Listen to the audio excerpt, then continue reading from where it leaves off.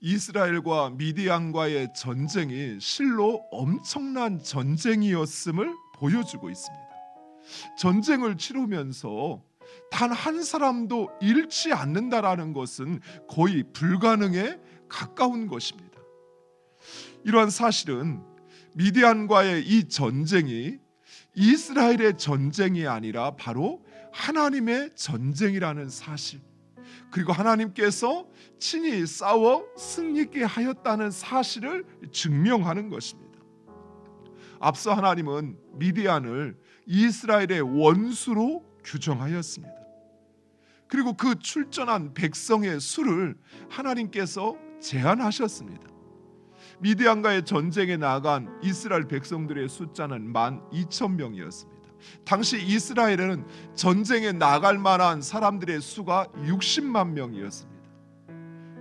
이스라엘 백성 전체도 아니고 전쟁에 나아갈 60만 군대 가운데 12,000명만 전쟁에 내보낸 것입니다. 12,000명은 60만의 2%밖에 되지 않습니다. 그 2%의 병사들만을 전쟁에 내보내서 이처럼 엄청난 승리를 거두게 하신 것입니다. 즉, 이 전쟁은 하나님의 전쟁이었습니다. 그리고 하나님은 이스라엘 백성들을 통해 하나님의 싸움을 싸우게 하신 것입니다.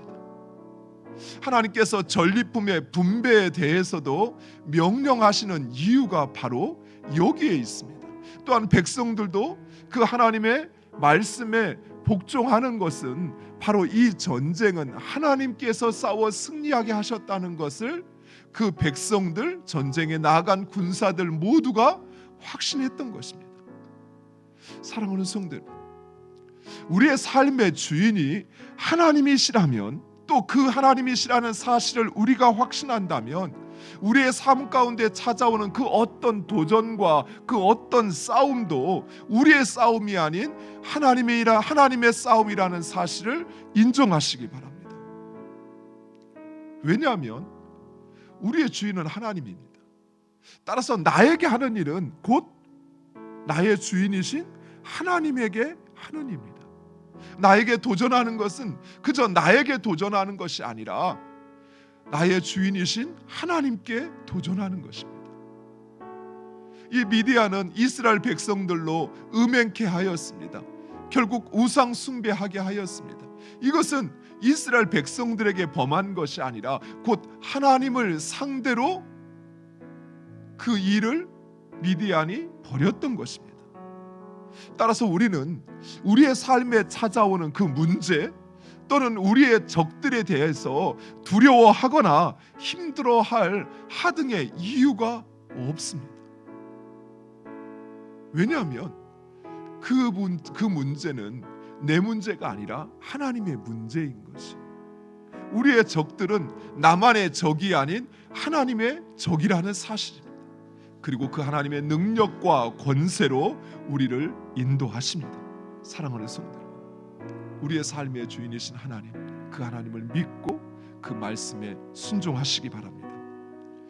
하나님은 이제 모든 탈취물을 계수하라 하시고는 군인들과 그리고 전쟁에 나가지 않은 회중에게도 똑같이 반으로 나누라 라고 말씀하십니다. 그리고 이러한 전리품의 분배 방식은 이제 이후 이스라엘이 치르게 되는 그 모든 전쟁에서의 전리품의 방식으로, 그 기준으로 세워지게 됩니다. 사랑하는 성도 여러분, 우리 역시 마찬가지입니다. 우리는 한 몸 된 예수 그리스도의 공동체라는 사실을 잊지 마시기 바랍니다. 나의 삶과 나의 구원이 은혜라는 사실을 깨닫는 자, 그는 교회의 하나됨을 지키는 자입니다. 그리고 그 교회의 하나됨을 지키기 위해서는 무엇보다도 나의 것을 나누어 주어야 합니다. 또 내 생각을, 내 기준을 내려놓아야 하는 것입니다. 그리고 서로를 존중하며 서로를 격려하며 서로를 세워주며 서로를 사랑해야 할 것입니다. 그 공동체가 바로 한 몸 된 공동체요, 그 공동체가 바로 하나님께서 기뻐하시는 예수님께서 세우고자 하셨던 교회라는 사실, 그것을 믿고 인정하며 그 한 몸 된 공동체의 일원으로 살아가는 우리 모두가 되기를 간절히 축원드립니다.